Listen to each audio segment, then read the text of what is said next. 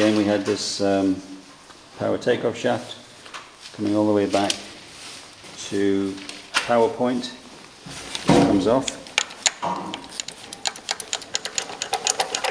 It's simply the same thing you might find on the back end of a tractor. So it's the tractor power takeoff bar.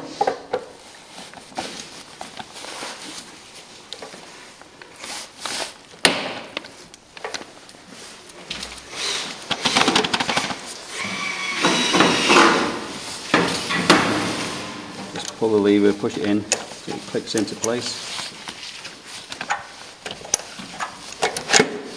Okay. And then this is just basically welded onto an existing roller mill, simple little thing. Roll the grains. We'll put the grains in here into the hopper. And that takes about 50 kilograms of grain, go through the rollers, and then come out into the receptacle at the bottom.